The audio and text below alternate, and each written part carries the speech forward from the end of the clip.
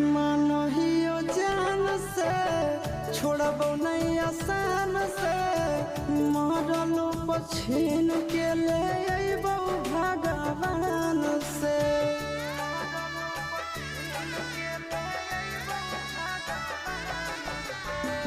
मानहियो जान से छोड़बो नहीं आसान से मरलो पछीन के ले